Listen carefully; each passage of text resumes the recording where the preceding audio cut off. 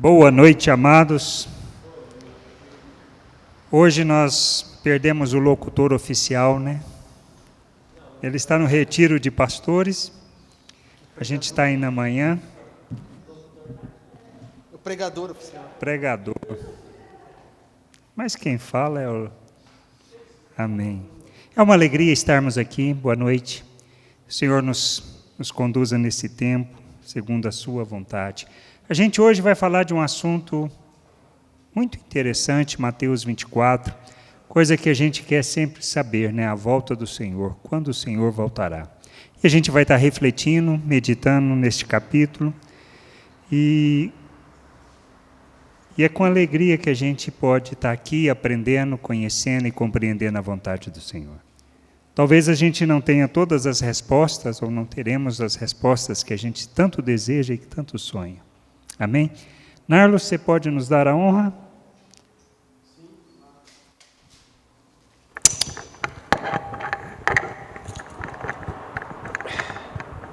E quando Jesus ia saindo do templo, aproximaram-se dele os seus discípulos para lhe mostrarem a estrutura do templo. Jesus, porém, lhes disse: não vedes tudo isso?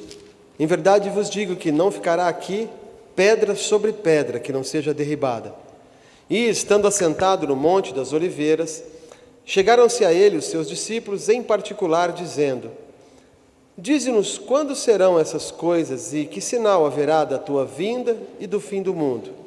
E Jesus, respondendo, disse-lhes: acautelai-vos, que ninguém vos engane, porque muitos virão em meu nome, dizendo: eu sou o Cristo, e enganarão a muitos. E ouvireis de guerras e de rumores de guerras. Olhai, não vos assusteis, porque é mister que tudo aconteça, mas ainda não é o fim. Porquanto se levantará nação contra nação, e reino contra reino, e haverá fomes, e pestes, e terremotos em vários lugares. Mas todas essas coisas são o princípio das dores. Então vos hão de entregar para serdes atormentados, e matar-vos-ão, e sereis odiados de todas as gentes por causa do meu nome.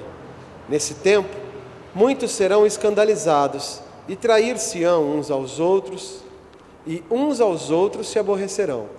E surgirão muitos falsos profetas, e enganarão a muitos. E por se multiplicar a iniquidade, o amor de muitos se esfriará. Mas aquele que perseverar até o fim será salvo.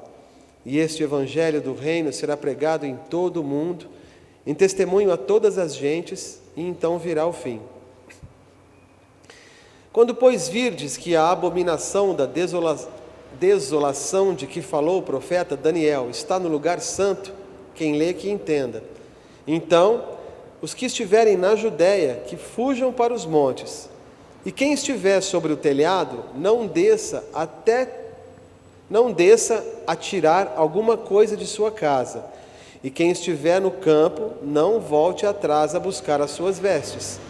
Mas ai das grávidas e das que amamentarem naqueles dias.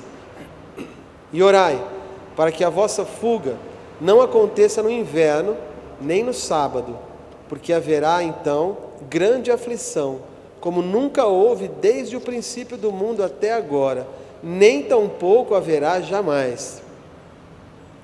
E se aqueles dias não fossem abreviados, nenhuma carne se salvaria, mas por causa dos escolhidos, serão abreviados aqueles dias. Então, se alguém vos disser: eis que o Cristo está aqui ou ali, não lhe deis crédito, porque surgirão falsos cristos e falsos profetas, e farão tão grandes sinais e prodígios, que, se possível fora, enganariam até os escolhidos. Eis que eu vô-lo tenho predito. Portanto, se vos disserem: eis que ele está no deserto, não saiais. Ou eis que ele está no interior da casa, não acrediteis. Porque assim como o relâmpago sai do oriente e se mostra até o ocidente, assim será também a vinda do Filho do Homem. Pois onde estiver o cadáver, aí se ajuntarão as águias. E logo depois da aflição daqueles dias, o sol escurecerá, e a lua não dará sua luz, e as estrelas cairão do céu, e as potências dos céus serão abaladas. Então aparecerá no céu o sinal do Filho do Homem, e todas as tribos da terra se lamentarão e verão o Filho do Homem vindo sobre as nuvens do céu com poder e grande glória. E ele enviará os seus anjos com rijo clamor de trombetas, os quais ajuntarão os seus escolhidos desde os quatro ventos, de uma a outra extremidade dos céus. Aprendei, pois, esta parábola da figueira. Quando já os seus ramos se tornam tenros e brotam folhas, sabeis que está próximo o verão. Igualmente, quando virdes todas essas coisas, sabei que ele está próximo às portas. Em verdade vos digo que não passará esta geração sem que todas essas coisas aconteçam.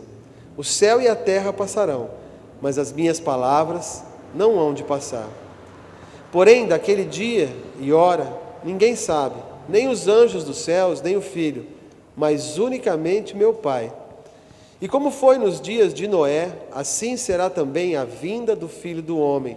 Porquanto, assim como nos dias anteriores ao dilúvio, comiam, bebiam, casavam e davam-se em casamento, até o dia em que Noé entrou na arca, e não o perceberam, até que veio o dilúvio e os levou a todos, assim será também a vinda do Filho do Homem. Então, estando dois no campo, será levado um, e deixado o outro.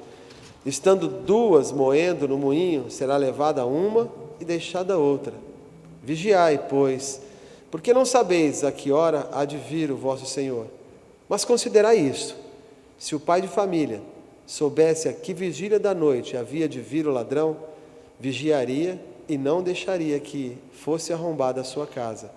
Por isso, estai vós apercebidos também, porque o Filho do Homem há de vir a hora em que não penseis. Quem é, pois, o servo fiel e prudente, que o Senhor constituiu sobre sua casa para dar sustento ao seu tempo? Bem-aventurado aquele servo que o Senhor, quando vier, achar servindo assim. Em verdade vos digo, que os porá sobre todos os seus bens. Porém, se aquele mau servo disser consigo, o meu Senhor tarde virá, e começar a espancar os seus conservos, e a comer e a beber com os bêbados, virá o Senhor daquele servo num dia em que o não espera, e a hora em que ele não sabe, e separá-lo-á, e destinará a sua parte com os hipócritas. Ali haverá pranto e ranger de dentes. Queridos, quando a gente começa esse capítulo, nós pensamos em algumas coisas que é importante e é fundamental entendermos acerca do ministério de Jesus. E aí a gente entende um pouco o porquê dessas perguntas e por que os discípulos perguntaram acerca disso. Primeiro, se a gente olha o ministério de Jesus, ele vem pelo um aspecto de fazer curas e milagres. Depois, na evolução, como nós lemos, ele conversa com os discípulos acerca se querem seguir com ele. Lembra que Pedro até responde: Senhor, tu tens as palavras da vida, para quem iremos? Então essa é uma questão na evolução do ministério. Depois ele passou a ensinar sobre a sua morte. Depois daquele momento é quando ele começa a falar acerca da sua morte e sua ressurreição. E então, logo depois, ele vem falar acerca da liderança no reino. Nós lemos esses capítulos aqui, e aí ele vai explicar o que é ser líder dentro do reino de Deus. Onde ele aborda a questão de que quem quer ser o maior tem que servir a todos. E aí, então, ele entra numa questão muito importante que a gente precisa pensar e entender. O que Jesus não respondeu? Ele tratou dessas questões, ele tratou da questão justamente do nascimento, do milagre. Depois ele atendeu às expectativas de Israel? Não, Jesus não atendeu às expectativas de Israel com relação à questão de Messias, porque ele não respondeu essa pergunta. Os discípulos o reconheceram.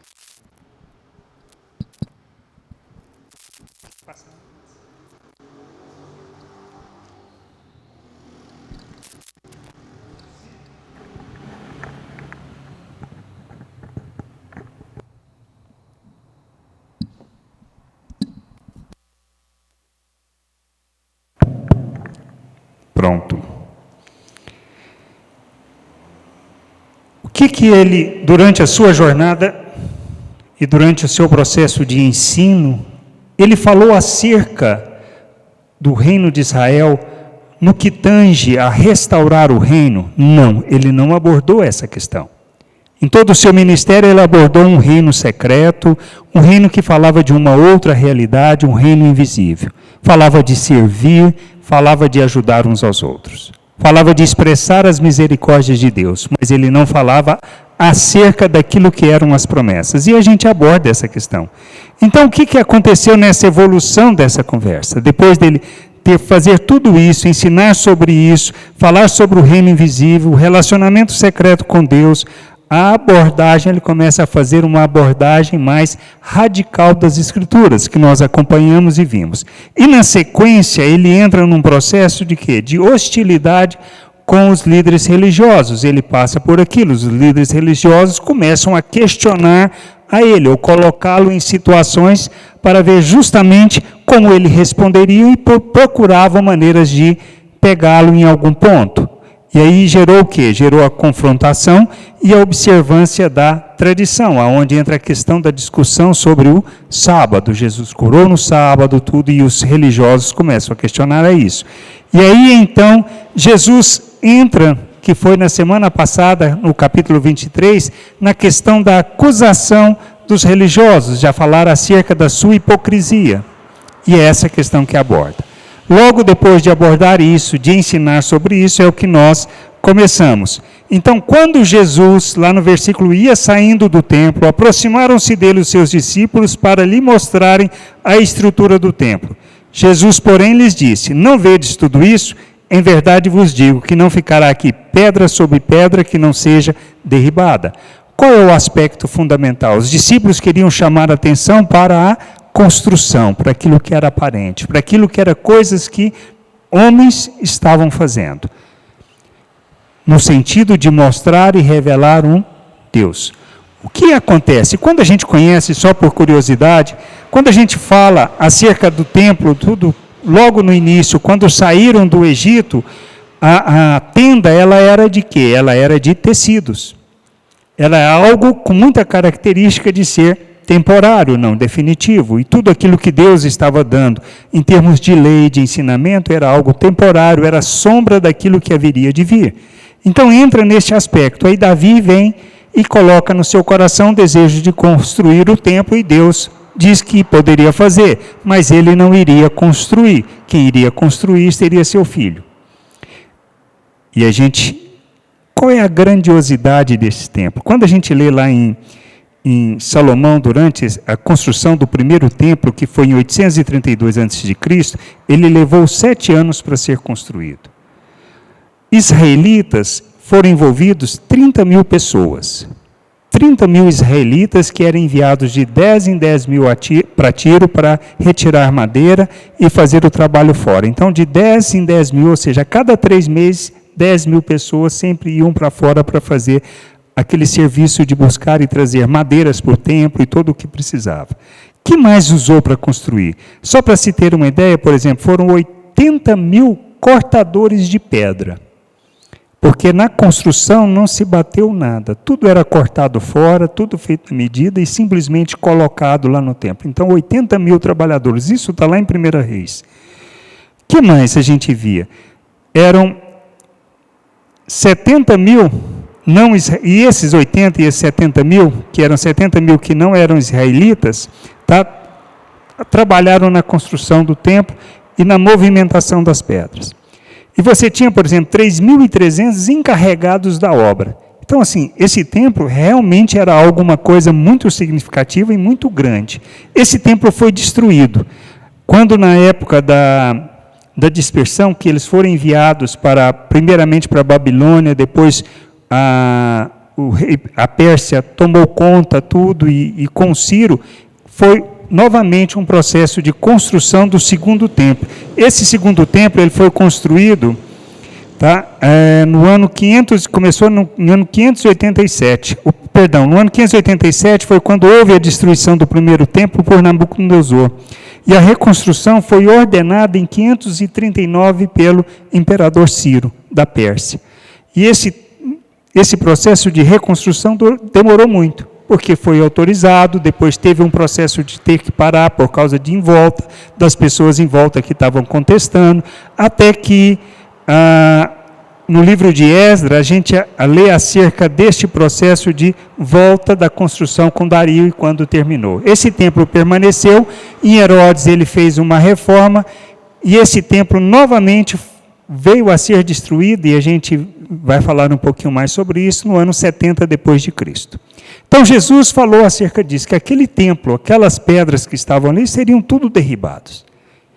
Então, assim, isso é importante para Deus? As coisas materiais, as coisas que nós fazemos? Não. Por quê? Porque tudo isso é temporário. E a gente precisa aprender a olhar isso nessa perspectiva.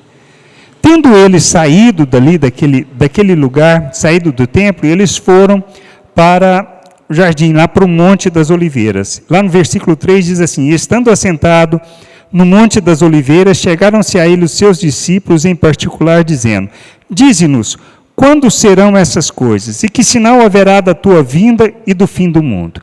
Eles fizeram 3 perguntas. Como Jesus respondeu essas 3 perguntas? A primeira pergunta foi: quando serão essas coisas? Que sinal haverá da tua vinda e do fim do mundo? E Jesus respondeu as perguntas na ordem inversa. Primeiro ele respondeu acerca do fim do mundo, depois acerca do sinal da sua vinda, e depois acerca de quando essas coisas aconteceriam. Como isso se dá? E qual é a importância disso? E que, na realidade, os discípulos estavam perguntando. Os discípulos estavam perguntando, preocupados com a vinda do Senhor? Não, eles estavam preocupados com a restauração do reino de Israel. Na realidade, ele estava preocupado quando Jesus cumpriria as profecias que falavam no Velho Testamento, que os profetas tinham falado acerca do Messias. Essa era a preocupação dos discípulos. Os discípulos não estavam preocupados com outras coisas. Então, a gente tem alguns detalhes que a gente vai estar lendo e fala assim, olha, por exemplo, acerca de final dos tempos, ou fim do mundo, são mencionadas 6 vezes no Novo Testamento. 5 dessas em Mateus, no Evangelho de Mateus. Para você ver como é mencionado esse aspecto. E a importância disso para o Evangelho de Mateus. Por quê? Porque o Evangelho de Mateus foi escrito para quem? Foi escrito para o povo de Israel. Com o intuito de quê? De falar acerca de Jesus como o Messias. E deixar claro que ele era o Messias. Quando ele estava dando esse testemunho. E por que eles fizeram essa pergunta? Quando,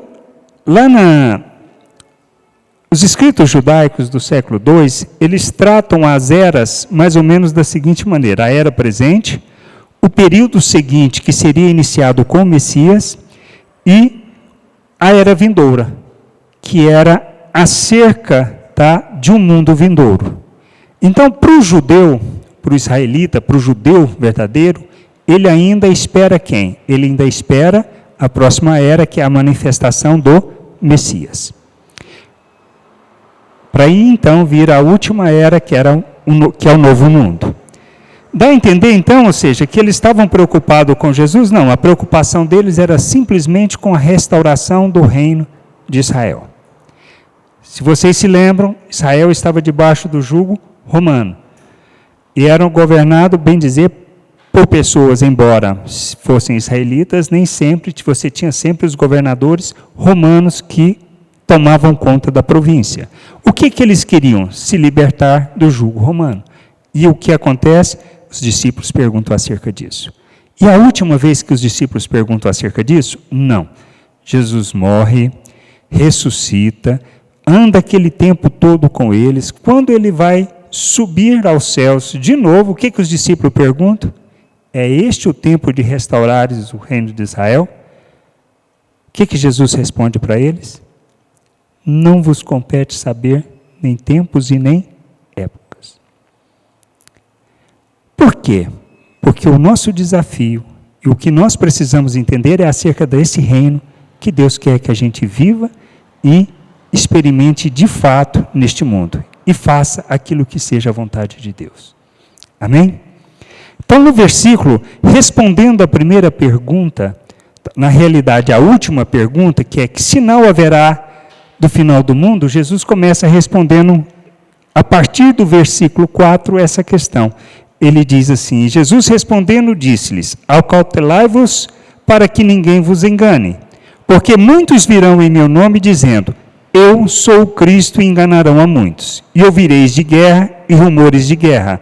Olhai e não vos assustei, porque é mister que isso tudo aconteça, mas ainda não é o fim. Porquanto se levantará nação contra nação e reino contra reino, e haverá fomes e pestes e terremotos em vários lugares. Mas todas essas coisas são o princípio das dores. Ele está falando acerca do quê? Do final do mundo. Ou seja, do final dos tempos. Ele está falando de quê? De coisas que nós temos ouvido, de coisas que nós temos visto, de que temos experimentado. E já experimentamos isso ao longo dos anos. Tanto quando a gente lembra acerca da Guerra Fria, os mais novos não, só os mais velhos, que experimentaram e conheceram a época da Guerra Fria. Então você pensou, quando resolveu a questão, você pensou assim, vai parar com a questão de guerras, vai diminuir isso. E diminuiu? Não. A gente sabe que tem guerra no mundo inteiro.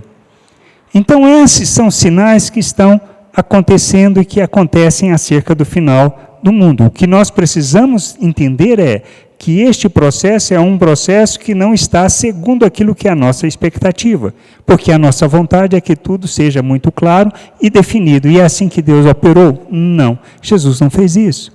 Ele simplesmente mostrou esses sinais, e ele fala que tudo isso, na realidade, coisas que nós passamos, e que ainda, segundo o que a gente pode ler, serão ainda piores. Mas isso tudo é o quê? O princípio das dores. Isso não é o final. Isso é só o princípio. No verso 9 ele diz assim, olha, então vos hão de entregar para seres atormentado e matar-vos-ão, e sereis odiados de todas as gentes por causa do meu nome. Nesse tempo muitos serão escandalizados e trair-se-ão uns aos outros, e uns aos outros se aborrecerão. E surgirão muitos falsos profetas e enganarão a muitos. E por se multiplicar a iniquidade, o amor de muitos se esfriará. O que são falsos profetas, como está no 11? E no verso 9 e 10 ele fala acerca do quê? De escandalizar, de coisas. E isso, durante o início da igreja, isso aconteceu muito intensamente. Aí você vai falar, mas isso não acontece hoje? No Brasil? Talvez não. Mas a gente sabe que no Oriente Médio, em diversos países, e inclusive no Oriente, de modo geral, você tem uma perseguição. Cristãos são mortos, são decapitados. Então, isto é uma realidade que muitas vezes nós nos escondemos, mas é algo presente nos nossos dias. Que talvez nós não nos preocupemos com isso, porque penso, isso não me afeta. Mas, na realidade, isso está traduzindo o quê? Está traduzindo outro aspecto lá do versículo 12, que o amor de muitos se esfriará. Por quê? Porque amor, ele está falando de sentimento? Não, ele está falando de uma atitude de servir, de uma atitude de fazer das nossas vidas uma oferta, de nos ofertarmos em favor das pessoas. Quando ele fala que o amor se esfriará, é que nós não daremos importância para isso. Qual a nossa atitude, qual a nossa postura com relação a revelar o reino de Deus e o nosso compromisso com revelar o reino de Deus? Traduz uma efetiva preocupação em termos de nos ofertarmos para isso, de sermos luz, nos preocupamos em ser luz neste mundo, em traduzir as nossas vidas de maneira que ela traduza Deus, que revele Deus na manifestação das virtudes. Essas são questões que nós precisamos pensar e repensar na nossa vida. Por quê? Porque se nós não estamos revelando o amor de Deus para com o mundo, para com as pessoas, e se nós não nos preocupamos com aqueles que padecem por causa do Evangelho, o que nós estamos fazendo? Simplesmente cumprindo parte da profecia. Nós estamos preocupados com quem? Conosco mesmo, com os nossos interesses, com a nossa vontade, com o nosso desejo? Essas são questões que a gente precisa pensar e refletir acerca dos finais dos tempos.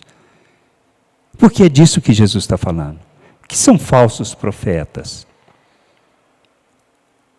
É pessoas que vão falar mentiras escandalosamente? Não.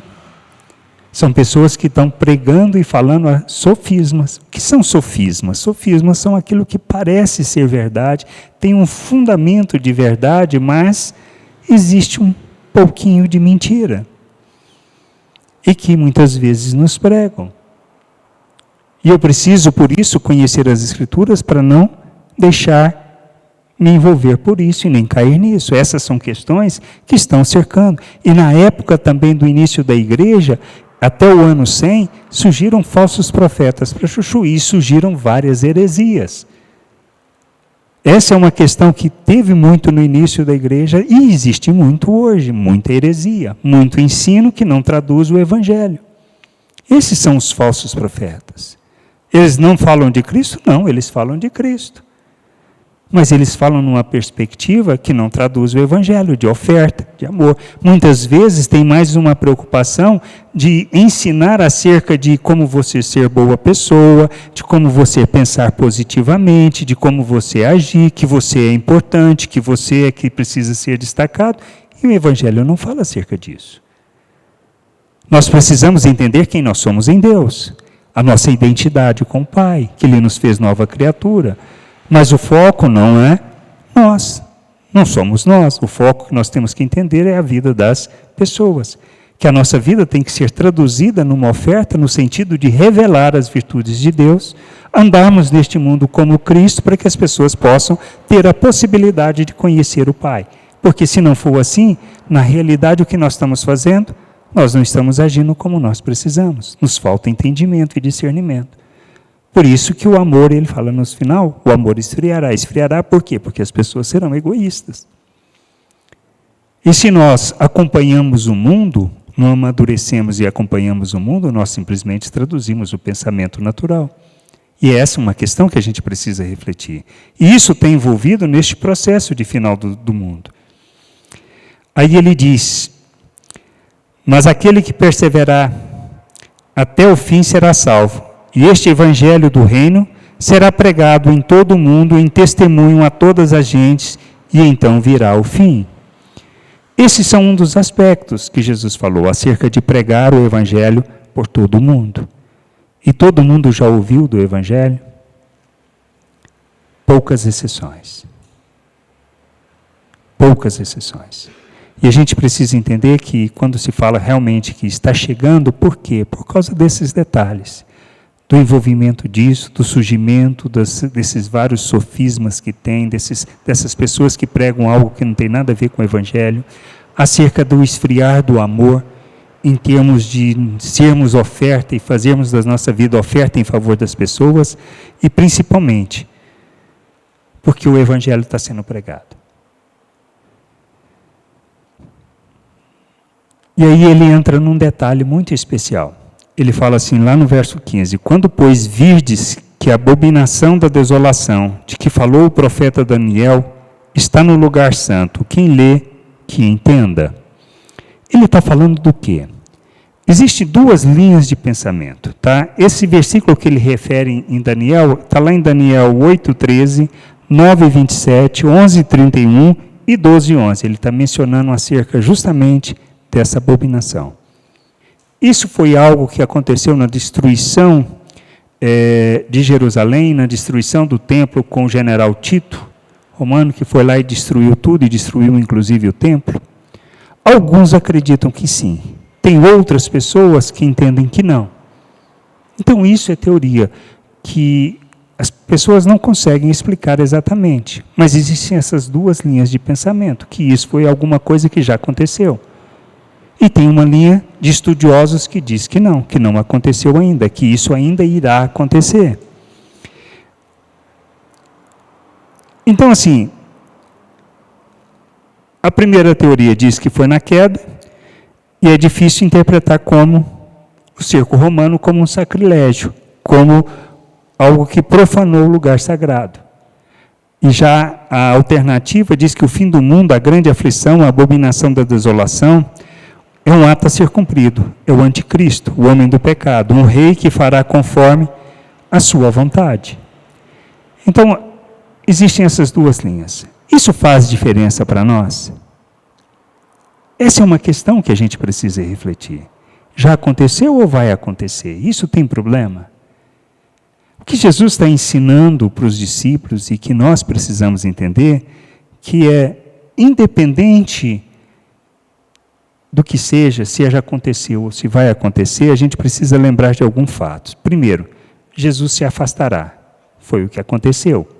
Ele voltou para o seio do Pai e nos deixou aqui com um papel e com uma responsabilidade, com um propósito como igreja, que é pregar o Evangelho em todo o mundo e ensinar acerca do Evangelho. E ensinar acerca do Evangelho é a expressão de amor, porque eu vou ensinar as pessoas, vou ofertar a minha vida para que as pessoas aprendam a viver o reino de Deus. Isso quer dizer que eu tenho que viver como Cristo. Então essa é a questão importante que a gente precisa entender. E precisamos viver como servos fiéis. Esse é um outro detalhe. Nós não podemos esquecer do compromisso pessoal que nós temos com Deus. Qual é o nosso compromisso pessoal? Servi-lo e honrá-lo. Viver em obediência à sua vontade. O que nós entendemos claramente, que nós fomos feitos nova criatura, que recebemos do Espírito, que nós fomos capacitados, habilitados para viver a vontade de Deus. Tendo sido habilitados e capacitados, o que nós precisamos fazer? Tendo o entendimento que eu fui liberto das trevas, que eu fui liberto do domínio do pecado e que agora eu devo oferecer os meus membros à justiça. E oferecermos os nossos membros à justiça fala em repartirmos da vida de Deus. E isso implica ser discípulo de Jesus, que implica em quê? Em negarmos a nós mesmos, ou seja, não vou sujeitar à natureza humana e nem à vontade dos meus desejos, nem às minhas paixões, mas eu vou me submeter à vontade de Deus. Vou tomar a cruz de Cristo, não, a minha cruz, e vou seguir o modelo de Cristo. Qual é o modelo de Cristo? Viver a vontade de Deus. Isso que como servos e como cristãos nós precisamos entender, que a nossa vida se trata disso. E nós sempre proclamando e desejando e ansiando a volta do Senhor. Mas para fazer isso nós precisamos cumprir o nosso papel, que é anunciar o Evangelho a todo mundo. É nossa responsabilidade, é nosso papel fazer isso. Não só aonde estamos, mas ajudar que esse Evangelho chegue a todo lugar. Amém? E o que a gente precisa entender é que nós precisamos estar preparados para a volta do Senhor, e estar pronto quer dizer o quê? Que é mais importante do que a forma como Ele vem. Sabemos que Ele virá. E algumas coisas Ele diz claramente como Ele virá. E a gente precisa estar atento a essas coisas. Primeiro observando os sinais da sua vinda, que nesse caso aqui Ele está tratando dos sinais dos fim do tempo, do final do tempo, do final do mundo. E aí ele diz que, no 15, repetindo, ele fala, quando, pois, vires a abominação da desolação, de que falou o profeta Daniel, está no lugar santo. Quem lê, entenda. Então, os que estiverem na Judéia, que fujam para os montes, e quem estiver sobre o telhado, não desça a tirar alguma coisa de sua casa, e quem estiver no campo, não volte atrás a buscar as suas vestes, mas ai das grávidas que amamentarem naqueles dias, e orai para que a vossa fuga não aconteça no inverno nem no sábado. O que ele está falando? Que quando virmos e observarmos essa situação, a gente deve fugir. E ele está referindo a quem? Especificamente as pessoas que vivem em Jerusalém. Por que isso é importante? Ele fala para não descer e não pegar. A gente, quando olha as construções, essas construções mais antigas nessa época, o que que tem? Primeiro, o telhado tinha um acesso por fora da casa, uma escada que acessava por fora, mas ele era tratado, principalmente no verão, como um quarto na casa, tá? Onde os visitantes ficavam, as próprias pessoas dormiam por causa do calor. Agora, o que é interessante entender é que esses telhados as casas eram grudadas uma na outra, então você podia ir pulando de um telhado para outro. Então, se você estava lá em cima, o que ele está falando? Simplesmente corra, porque vai ser destruído. E corra, e você chega até a borda da cidade, na realidade, na beirada do muro. Então, ele querendo dar o quê? Uma ideia de quê? De urgência. De que a coisa, quando estiver acontecendo, corra. Por isso, alguns defendem que isso aconteceu na época de Tito, quando destruiu a cidade toda, e inclusive o templo. Porque isso aconteceu e muitos cristãos fugiram. Tá? Fugiram quando começou a aparecer e quando aconteceu efetivamente. Então, mas o que é importante a gente entender? Ele fala de urgência, e essa urgência é que é importante entender. Agora, na sequência, ele vem o que? Lá no 21, ele fala, porque haverá então grande aflição, como nunca houve desde o princípio do mundo até agora, nem tampouco haverá jamais. Essa aflição é mencionada onde? Quando a gente fala de aflição, ele está falando de tribulação. Aflição, tribulação, tudo a mesma. A palavra tem o mesmo significado. Isso está mencionado onde? Por exemplo, em Deuteronômio 4:30 fala sobre isso, Isaías 2:12 fala sobre isso, versículo 19 fala, no capítulo 3, 13, 6 e 9 fala sobre isso, no 24, 1 a 6 fala sobre isso, 19, 21 fala, no capítulo 26, no verso 20 e 21 fala sobre isso, em Jeremias fala sobre isso, Ezequiel fala sobre isso, Daniel fala sobre isso, Joel fala sobre isso, Amós fala sobre isso, Sofonias fala isso, e Zacarias fala acerca desse tempo difícil, o dia do Senhor, acerca desse tempo de tribulação, que vai ser um dia de dores, um dia difícil.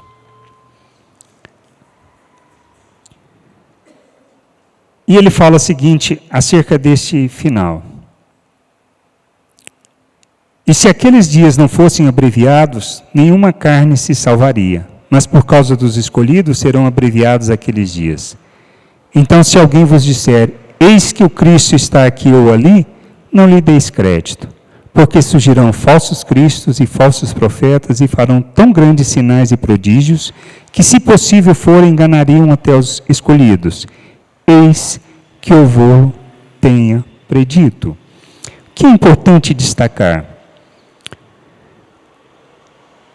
A questão dos falsos cristos, que a gente precisa entender uma coisa. Quando a gente olha a história, a Bíblia, nós temos momentos de muitos milagres.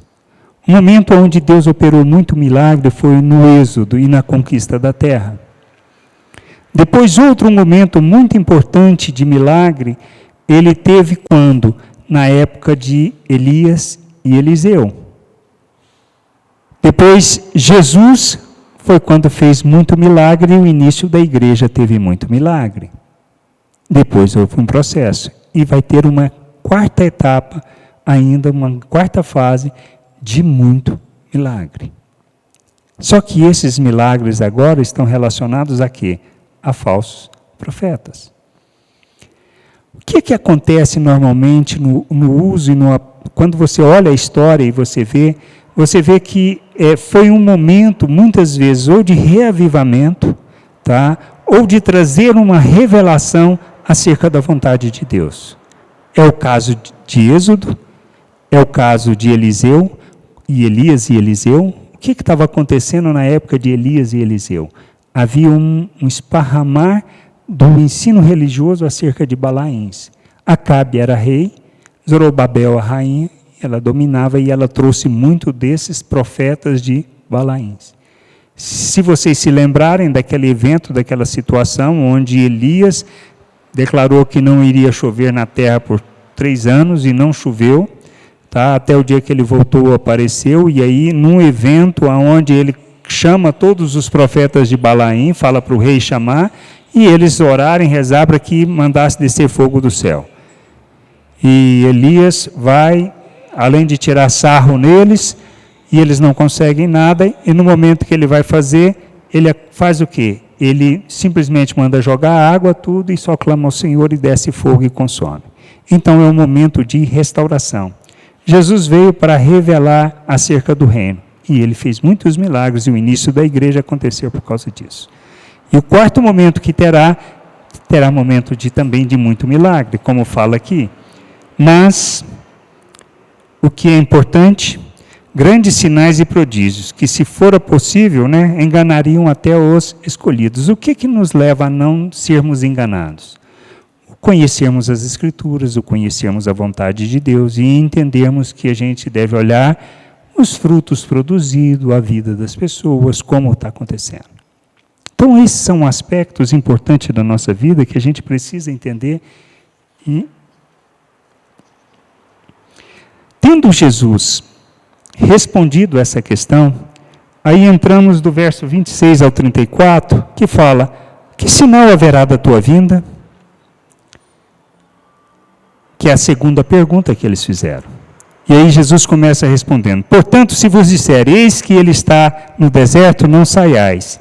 Ou eis que ele está no interior da casa, não acrediteis, porque assim como o relâmpago sai do oriente e se mostra até o ocidente, assim será também a vinda do Filho do Homem. Pois onde estiver o cadáver, ali se ajuntarão as águias. E logo depois da aflição daqueles dias, o sol se escurecerá, a lua não dará a sua luz, e as estrelas cairão do céu, e as potências do céu serão abaladas. Então aparecerá no céu o sinal do Filho do Homem. E todas as tribos da terra se lamentarão e verão o Filho do Homem vindo sobre as nuvens do céu com poder e grande glória. E ele enviará os seus anjos com rijos clamor de trombeta, os quais ajuntarão os seus escolhidos desde os quatro ventos de uma a outra extremidade dos céus. O que ele fala? Como será a sua vinda?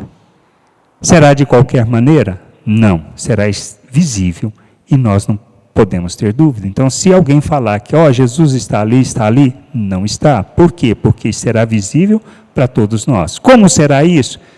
A gente não consegue explicar e nem entender, mas será visível por todo mundo. Isso que a gente precisa entender e compreender que assim será e não de outra forma. Então, como já ouvimos falar que vários Cristos, eu sou o Cristo, isso é verdade? Não. Podemos cair no conto desses demagogos? Não. O que a gente precisa entender é este aspecto. Como será a vinda do Senhor? Aprendei, pois, a parábola da figueira, quando seus ramos já se tornam tenros e brotam folhas, sabeis que está próximo o verão. Igualmente, quando virdes todas essas coisas, sabeis que ele está próximo às portas. Em verdade vos digo, que não passará essa geração sem que todas essas coisas aconteçam. O céu e a terra passarão, mas as minhas palavras não hão de passar. Essa questão aqui, desse pedaço, ele está falando do quê? Olha, quando vocês estiverem vendo esses sinais acerca do final do mundo, tenha certeza, está próximo. Mas como será essa vinda? Visível e clara para todos nós. E o que ele fala aqui no 34, ele diz, olha, que não passará esta geração, ele está se referindo a qual geração? Alguns entendem que se refere àquela geração que estava ali, pela palavra escrita. Outros entendem que ele está se referindo à geração do final dos tempos. E um terceiro ainda acredita, em termos de estudo, que essa geração que ele está se referindo, da palavra gene, que é a origem dessa palavra, ele está se referindo ao próprio povo de Israel. E não àquela geração daquela época, e não a uma geração no futuro, mas ao povo de Israel. Isso está claro? Não, para ninguém. O que nós precisamos entender é isso.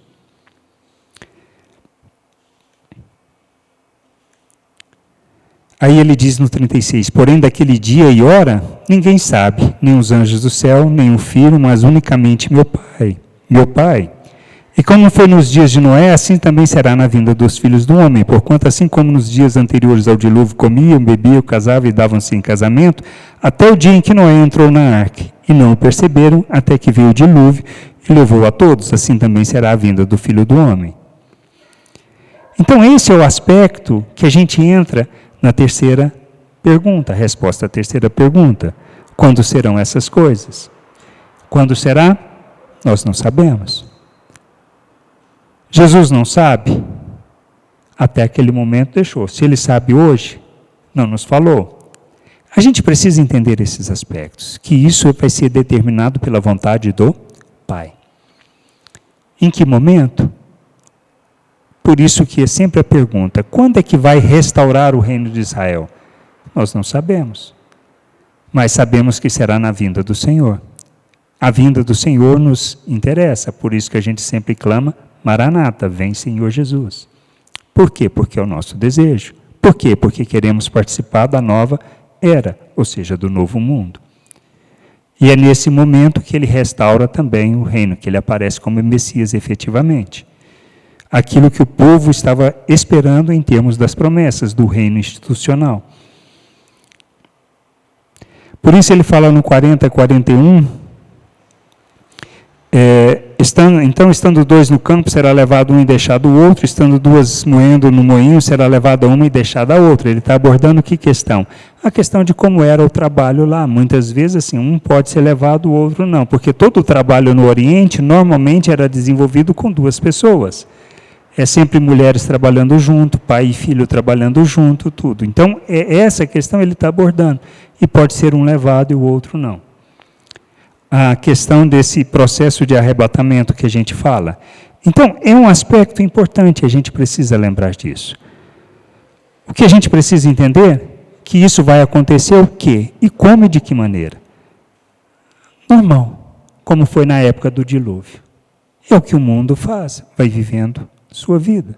As pessoas acreditam nisso? Muitos não.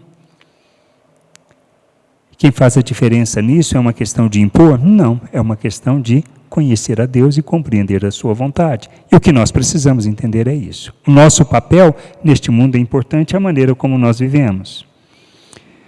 Agora fica a questão, sabemos quando o Senhor virá? Não. Sabemos os sinais da sua vinda? Sabemos e compreendemos. Como a gente deve viver? Essa é a questão que ele começa a colocar a partir daí. Ele fecha o capítulo 24 falando assim, como a gente deve viver. Se ele virá amanhã, depois, daqui um mês, existem alguns eventos que vão acontecer. Lembra os eventos da destruição, de cair estrelas, tudo isso? Isso, quando estiver acontecendo, sabemos que realmente o Senhor está vindo. Porque isso está lá no final dos tempos, é o que nós lemos. Então, essas questões a gente precisa sempre lembrar. E aí ele começa no 42, ou seja, como devemos agir, até que ele venha. Vigiai, pois, porque não sabeis a que hora há de vir o nosso Senhor. Mas considerai isso. Se o pai de família soubesse a que vigília da noite havia de vir o ladrão, vigiaria e não deixaria que fosse arrombada a sua casa. Por isso, estai vós apercebidos também, porque o Filho do Homem há de vir a hora em que não penseis. Esse é o primeiro aspecto da nossa vida. Nós precisamos estar sempre preparados, sempre prontos. O que estar pronto? Quer dizer que eu estou perfeito, que eu sou perfeito? Não. É a maneira como eu vivo neste mundo. Aquilo que nós temos conversado e falado. A questão é o quanto eu peco? Não, mas a maneira como eu vivo. Porque a minha jornada de crescimento e amadurecimento, ela precisa revelar o quê? Compromisso com o Pai e a sua vontade. O nosso compromisso é corrermos a nossa carreira, a nossa jornada, de maneira que a gente amadureça e revele em todas as situações o Senhor. Essa é a nossa preocupação. E eu estando vigiando, são esses aspectos, de eu viver o reino de Deus segundo a vontade dele e segundo o seu querer, e não segundo a nossa perspectiva e conveniência. Esse é um aspecto muito importante da nossa vida. Aí ele entra no segundo conselho. Quem é, pois, o servo fiel e prudente que o Senhor constituiu sobre a sua casa para dar sustento a seu tempo? Bem-aventurado aquele servo que o Senhor, quando vier, achar servindo assim. Em verdade vos digo que o porá sobre todos os seus bens. Porém, se aquele mau servo disser consigo, meu Senhor tarda em vir, e começar a espancar os seus conservos e a comer e a beber com os bêbados, virá o Senhor daquele servo num dia em que não espera e a hora em que ele não sabe, e separá-lo-á e destinará a sua parte com os hipócritas. Ali haverá pranto e ranger de dente. Qual o nosso papel? Qual a nossa responsabilidade? Como servos, cuidar uns dos outros. Nós estamos aqui para não cuidar das pessoas? Não. O bom servo é aquele que cuida, aquele que entende a sua responsabilidade, que busca o conhecer a vontade do Pai e ensinar aquele que é mais fraco, aquele que é mais novo, na vontade de Deus. Como nós ensinamos acerca das Escrituras, falando, mas principalmente andando e vivendo neste mundo como um filho de Deus, revelando Cristo ao mundo. É aí aquele processo que Jesus falou, ide por todo o mundo e fazei discípulos, batizando e ensinando a guardar todas as coisas que eu ensinei. Esse é o servo fiel, esse é o servo que honra ao seu Senhor. Além de estar vigiando vigiando e atento, ou seja, andando conforme a vontade do Pai, ele ensina e ele cuida daqueles que são mais novos, de maneira que amadureçam. É responsabilidade de quem? De alguns? Não, é de todos nós. Por isso nós precisamos caminhar rumo à maturidade, ao crescimento e ao entendimento da vontade de Deus. Por isso nós precisamos nos preocupar. Quando o Senhor virá, faz diferença? Não. A gente só deseja que seja breve. Como a gente vive? De maneira que o glorifique. O que nós devemos observar? Os sinais da sua vinda. Porque assim como a figueira brota, assim como as coisas acontecem, ele virá. E ele deu os sinais da sua vinda. Aonde mais a gente lê sobre isso? Em 2 Tessalonicenses, Paulo fala acerca disso. Ele repete essas palavras. 2 Tessalonicenses 2. Se você quer dar, dê uma lida lá e você vai ver que Paulo fala a mesma coisa acerca desse ensino de Mateus, que ele escreveu acerca do que Jesus falou. Mas a gente precisa entender acerca do final do tempo e quando ele virá. Detalhes muitas vezes não importam, mas a maneira como nós vivemos é que faz a diferença. A questão é como vivemos neste mundo. E aí sim faz diferença. O quanto nós cuidamos uns dos outros, o quanto nós nos responsabilizamos uns pelos outros. Porque isso que é importante. Isso é que vai fazer diferença. E isso que vai fazer com que o Senhor se alegre conosco na sua volta. Amém? Vamos ter um tempo de oração. Pai, nós agradecemos por esse momento, agradecemos por esse tempo aqui. Nos conduz em sabedoria, graça, Senhor, e no processo de aprender sobre Tua vontade, e que a gente possa ser fiel, honrar e glorificar o Teu nome. Obrigado por tudo, nós te agradecemos por esse tempo, pela presença de cada um, que o Senhor possa conduzir, guardar a volta à casa, Senhor, de maneira que Tua vontade se cumpra e que haja o crescimento, o amadurecimento. Amém.